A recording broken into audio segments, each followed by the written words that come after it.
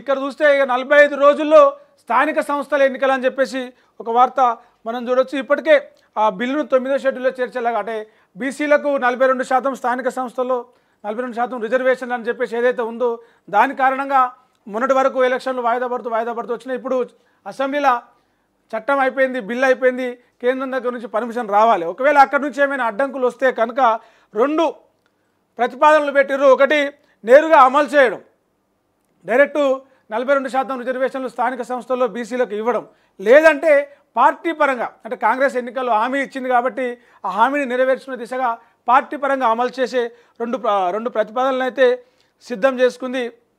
మొత్తానికి 45 రోజులు అంటే మే 15 తర్వాత అంటే ఈ 45 రోజులు పూర్తయిన తర్వాత మే 2వ వారంలోనో 3వ వారంలోనో స్థానిక సంస్థలకు ఎన్నికలకు సంబంధించి నోటిఫికేషన్ వచ్చే అవకాశం ఉంది. జూన్లో ఎట్టి పరిస్థితుల్లో ఎన్నికలన్నీ కూడా పూర్తి చేయాలి. ఆ తర్వాత ఎందుకంటే ఇప్పటికే చాలా గ్రాంట్స్ ఆగిపోయినాయి. అభివృద్ధి విషయంలో, గ్రామీణ అభివృద్ధి విషయంలో కొంత వెనుకబడింది. ప్రజల నుంచి కూడా కొంత వ్యతిరేకత వస్తూ ఉంది. కాబట్టి వీలైనంత త్వరగా స్థానిక సంస్థల ఎన్నికలు పూర్తి చేసేలాగా ప్రభుత్వం దానికి సంబంధించి ఏర్పాట్లని చేస్తుందని చెప్పొచ్చు. మొత్తం 1500 కోట్లు రావాల్సినటువంటి ఆ ఫండ్స్ అన్నీ కూడా కేంద్రం నుంచి రావాల్సినటువంటి ఆర్థిక సంఘం నిధులన్నీ కూడా ఆగిపోయినాయి.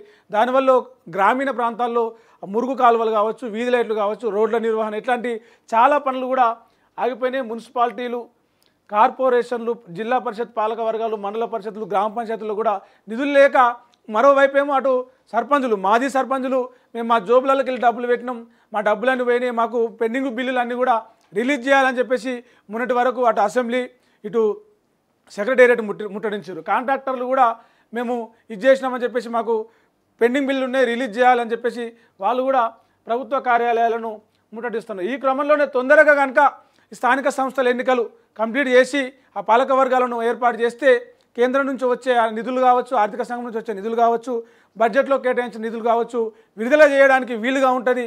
ఈ పెండింగ్లో ఉన్న ఇవన్నీ కూడా చేయడానికి వీలుగా ఉంటుంది.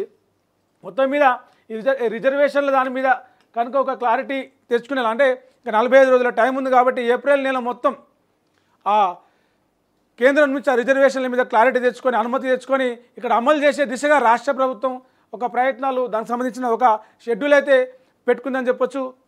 ఒకవేళ కేంద్రం దానికి ఒప్పుకోకపోతే ఏదైనా న్యాయపరంగా చట్టపరంగా ఏమైనా అడ్డంకులు వచ్చే అవకాశం ఉంటే పార్టీ పరంగానైనా సరే ఆ 42% బీసీలకు స్థానిక సంస్థల్లో కోటా అమలు చేసి ఇచ్చిన మాట నిలబెట్టుకునే దిశగా కాంగ్రెస్ సర్కార్ అయితే ప్రయత్నం చేస్తుందనే చెప్పొచ్చు. ఇక